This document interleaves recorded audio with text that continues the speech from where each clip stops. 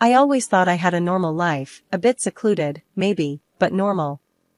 That's what you think when you grow up, surrounded by the same high walls, the same echoing halls. My name is Valentina Ricci, and I live in a large house near the outskirts of Naples. To anyone peering through our iron gates, it might look like a mansion from a fairy tale. But fairy tales don't tell you about the shadows. My father, Luca Ricci, is a businessman, or so he claims.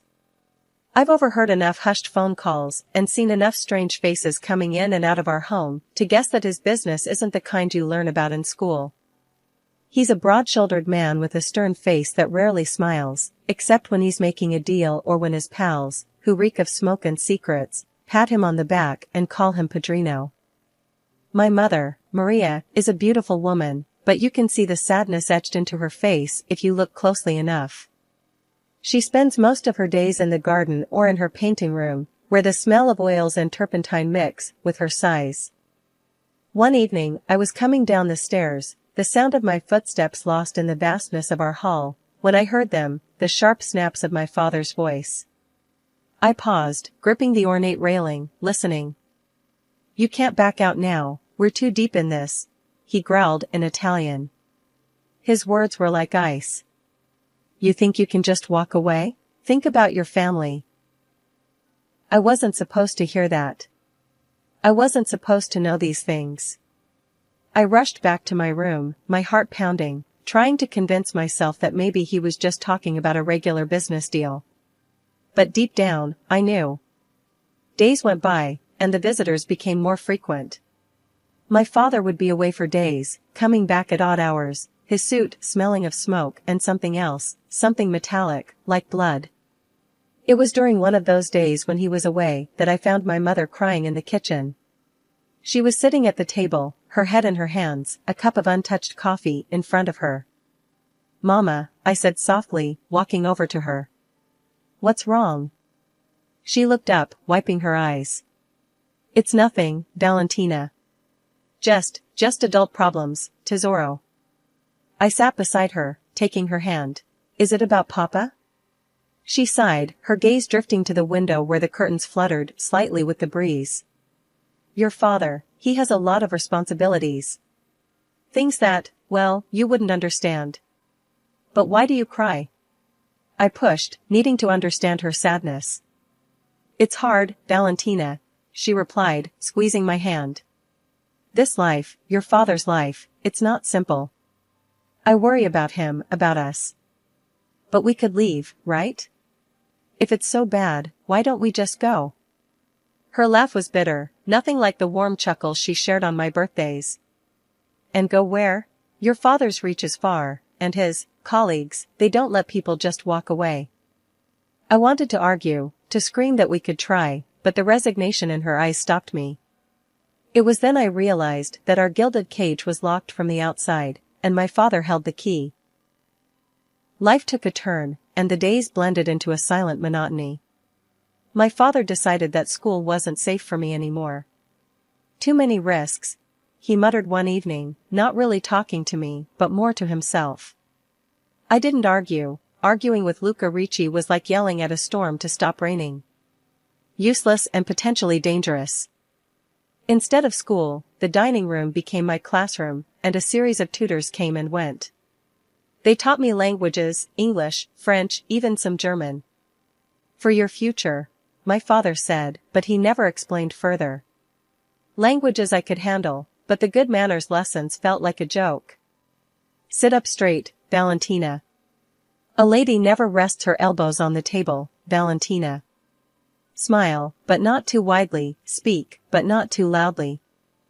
One day, I couldn't take another moment of the etiquette tutor's nagging.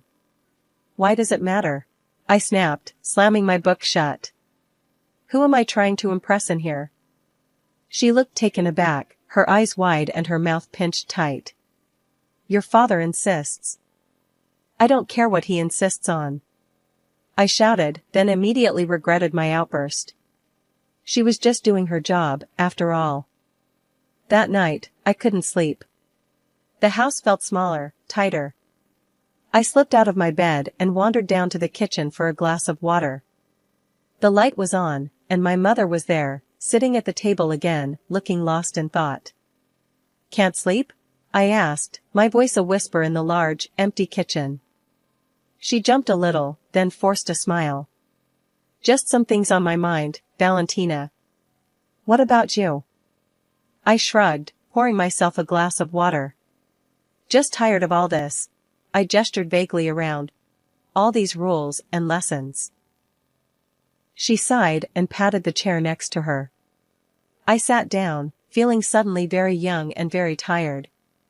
"It's for your own good, they say," she murmured, staring at her own untouched tea.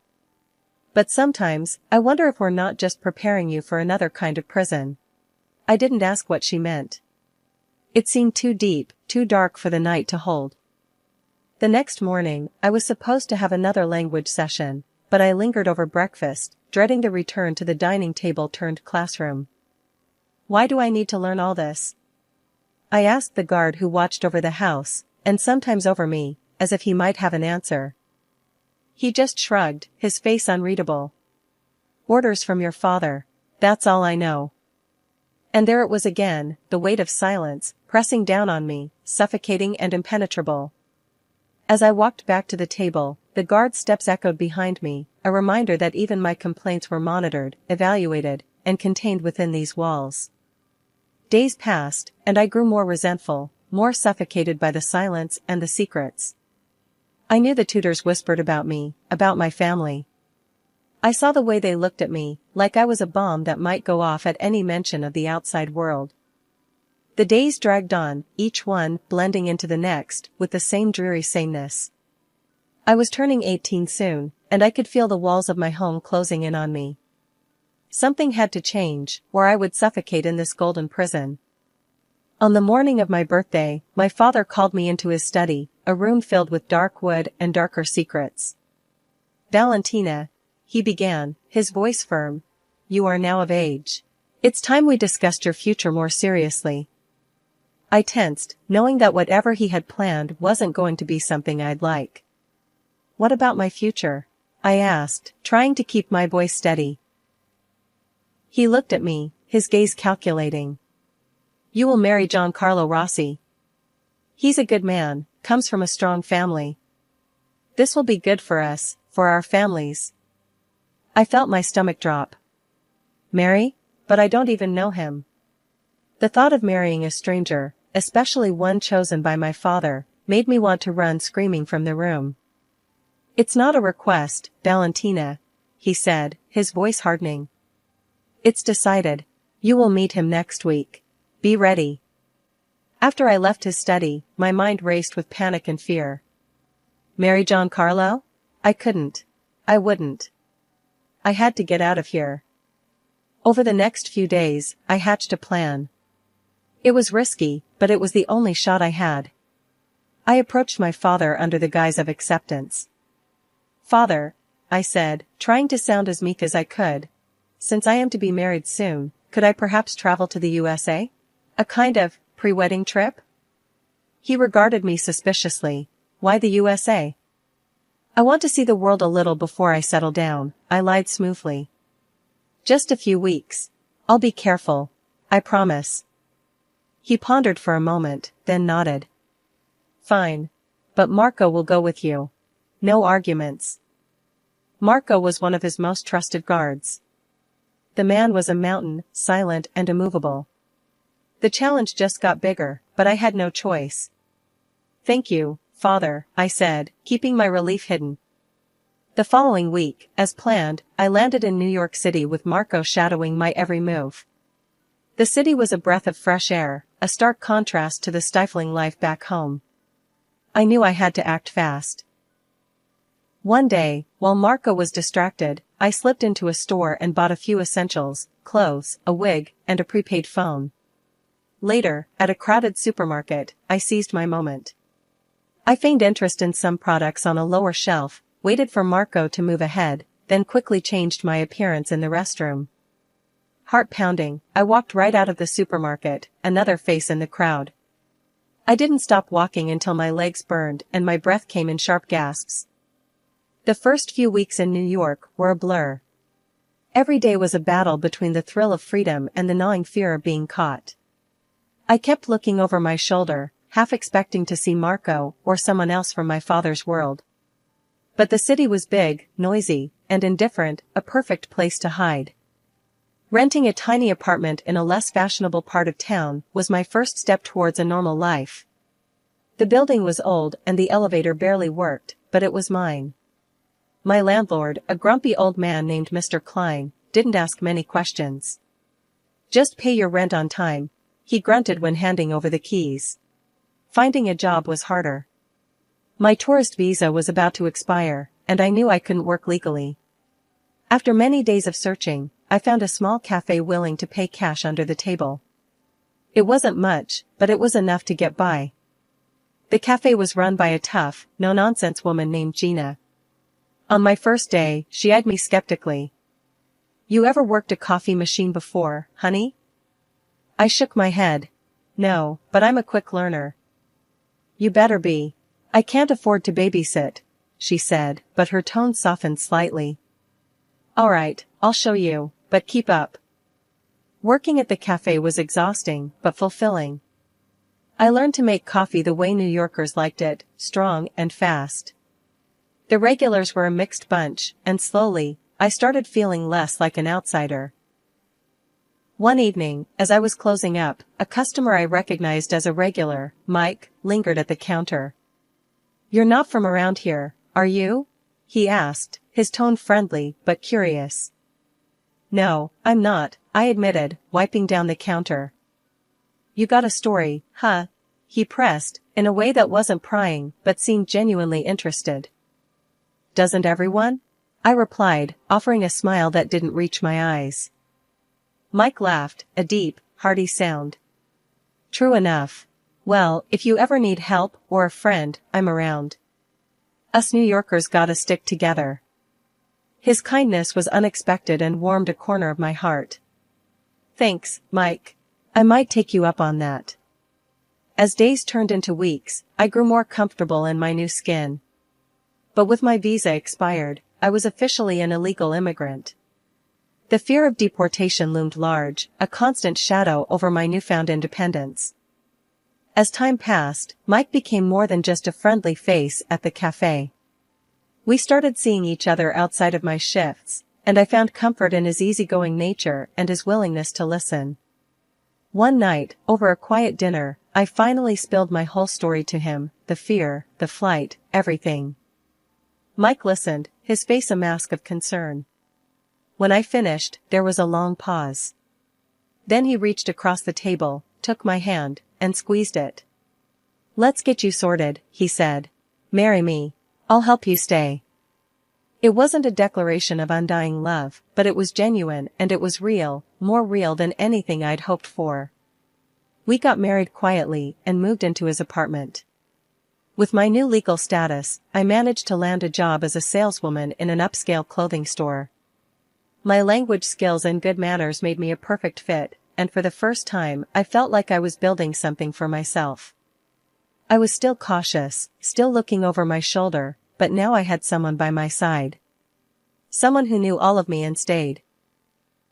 Mike and I settled into a semblance of domesticity, and for a moment, I dared to feel safe, even content. I started social media pages to share snippets of my new, seemingly idyllic life. But that veneer of happiness was thin, easily shattered. One evening, scrolling through social media, my newfound peace crumbled. On Mike's page, there was a photo that caught my eye, a picture of him with another woman, her arms wrapped around him, both smiling broadly at some glittery event. Confusion and a sharp sting of betrayal cut through me. I waited, tense and cold, for him to come home. When he walked through the door, I confronted him immediately, holding up my phone to show him the picture. "Who is she?" My voice was sharp, a knife edge of hurt underlying the question. He looked at the photo and then back at me, his expression unreadable for a moment. Then he sighed, a sound of resignation. "That's Lisa," he admitted. "I've been seeing her." The simplicity of his confession, the blunt honesty of it, knocked the wind out of me. "Seeing her? While you're married to me?" I struggled to keep my voice even. Valentina, I thought you understood. He started, his tone frustratingly calm. Our marriage, it was more of a convenience, a help. It wasn't meant to be real. Real. The word echoed mockingly around the sparse living room. I felt a bitter laugh bubble up. Not real? You think because you married me to help me out that it gives you the right to, what? Cheat openly? Where does that leave me, Mike? He shrugged, a gesture that ignited my anger further. I told you, I don't see this as a real marriage. I thought we had an understanding. An understanding? No, Mike, you never said you'd humiliate me like this. The hurt was rapidly being replaced by a searing anger.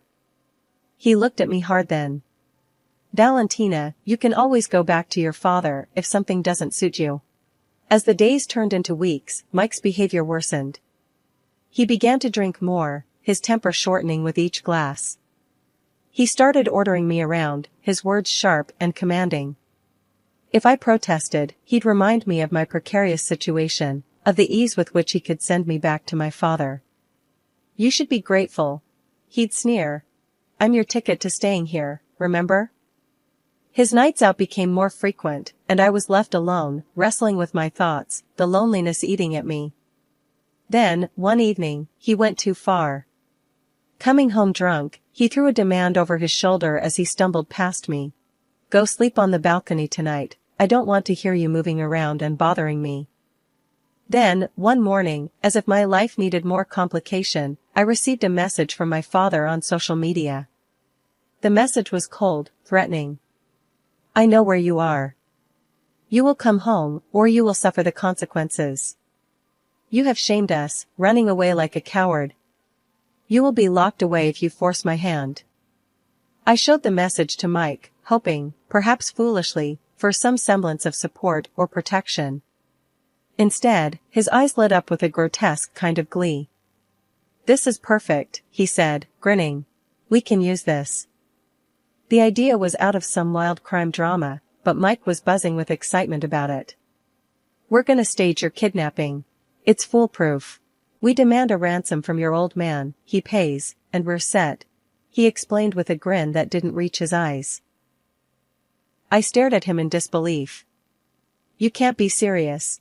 This is insane, I protested, the weight of the plan sinking in. We can't just pretend I'm kidnapped. What about the consequences? Mike waved off my concerns with a flick of his hand. Consequences? Val, look, your father won't ever find out it was us. We'll be long gone with the cash before anything can backfire. I tried again, my voice firm. I don't want to do this, Mike. It's wrong, and it's dangerous. But Mike wasn't listening. His mind was made up. It's too late for cold feet, he snapped. He grabbed my phone and locked himself in the bedroom, leaving me pacing the living room, feeling trapped and helpless. Hours later, he emerged with a smug look. Done, he said, showing me the message he'd sent to my father. It claimed that I had been kidnapped, and the ransom was $1 million. He even managed to take a convincing photo of me, looking distressed and weary, which he attached to the message. Mike was practically bouncing on his heels as he replied. Now we wait. Once he pays, we can finally get the hell out of here. The waiting was the hardest part. I felt like I was in a bad dream, watching the hours tick by, each minute stretching out endlessly. Mike was glued to his computer, checking the offshore account repeatedly, while I tried to stay out of his way, my anxiety mounting. Then, just a day later, Mike whooped with joy. He paid. The money's here. His delight was grotesque, as he logged into the account and showed me the balance. $1 million. It was real. This was actually happening. I'm heading to the bank first thing to get this sorted into cash. We'll need to move fast after that, he said, already grabbing his coat and keys. As the door slammed behind him, I realized that Mike, in his own way, was no different from my father. Here I was, caught between the criminal machinations of my father and the deceitful schemes of my husband. I had escaped one cage only to find myself locked in another. I was throwing my clothes into a bag when I heard Mike's car pull up outside. My heart hammered in my chest as I scrambled to destroy anything that might lead him, or worse, my father, to me. Shredding papers, deleting emails, I was a whirlwind of desperate activity. Just as I zipped up my bag, the door flew open. Mike stumbled in, his eyes glazed over from drink, a wild grin plastered on his face. He dangled his car keys in front of him. "Hey, Val, go fetch us some dinner from that Chinese place, will ya? I'm starved." His slurred words barely registered as I took the keys, my mind racing. This was my chance. Without a word, I bolted for the door, heart pounding as I slipped into the driver's seat of his car. I didn't head for the restaurant. Instead, I drove. The highway stretched out before me like a ribbon of freedom, and I pushed the car faster, watching the city lights blur past. My pulse matched the frantic beat of the tires on the road. I had no destination in mind, just away, anywhere but here. My phone buzzed incessantly in the passenger seat, a relentless reminder of the world I was fleeing. At a red light, I grabbed it, turned it off, and tossed it into a trash can on a deserted street corner. If my father had ways of tracking me, I wouldn't make it easy for him. Hours passed as I drove, the night deepening around me. By the time I pulled into a motel in a small town I didn't know, my nerves were frayed, and exhaustion was setting in. I checked in under a fake name, paid in cash, and collapsed on the bed. Sleep was fitful, filled with nightmares of chases and captures. When morning broke, I was already awake, staring at the ceiling, trying to piece together my next move. I turned on the TV for background noise more than anything else, but froze when a news report caught my attention. Mysterious attack last night in New York City. The victim, identified as Michael Davidson, was found dead in his home, which appeared to have been ransacked by unknown assailants. The breath whooshed out of me. Mike was dead. The reality hit me like a physical blow. Whatever his faults, whatever the mess he'd dragged me into, I hadn't wished him dead. The report speculated that the attackers were searching for something, possibly related to criminal activities. I packed up in a rush, my hands shaking. I needed to get away before anyone connected me to Mike's death. As I loaded the last of my bags into the trunk of the car, a heavy weight settled at the bottom, caught my eye. It was a gym bag I hadn't noticed before. Curious and wary, I unzipped it. Inside, stacks of cash stared back at me, hundreds, thousands, $1 million in crisp bills. The ransom money. Mike must have stashed it here before coming inside last night. For a long moment, I just stared. This money was the cause of all this chaos, the reason Mike was dead, the reason my life was in ruins. But it also represented a chance to start over, to live free from my father's shadow, to compensate for years of fear and manipulation. The nagging fear of my past catching up never completely left me. I made a tough decision, one that went against my morals, but felt necessary for my safety. I underwent plastic surgery and purchased documents in a new name. It was against the law, and the guilt weighed on me, but the fear of my old life, discovering me, was stronger. I reassured myself it was a necessary evil to protect my newfound peace. Finally, I found myself drawn to a small coastal town. I rented a small apartment with a view of the ocean, the soothing sound of the waves a constant reminder of the freedom I now possessed. The first few weeks were tough. I took long walks on the beach, the salty air clearing my mind, helping me to plan. I needed a job, a way to sustain myself without dipping into the gym bag full of cash too often. One morning, while sipping coffee at a local diner, I overheard a conversation from the next table. "We're swamped at the gallery since Jenna left. Can't seem to find anyone who knows their way around handling artwork." Without thinking, I turned and said, "I have experience with that." It wasn't entirely true, but I had helped organize charity art auctions back in the city. The woman looked me over, her eyes sharp but not unkind. "Is that so? You looking for work?" "Yeah, I am," I replied, my voice steadier than I felt. "Come by tomorrow. Let's see what you've got," she said, handing me a business card. Her brisk, no-nonsense tone reminded me of Gina, but gentler. That conversation turned into a job offer, and suddenly, I found myself working at a local art gallery. It was a small place, but it buzzed with creativity and passion. Months passed, and life found a new rhythm. The fear that had clung to me, shadow-like, began to dissipate. I was no longer looking over my shoulder, no longer jumping at shadows. I started to make friends, real friends who knew nothing of my past, only the person I was now.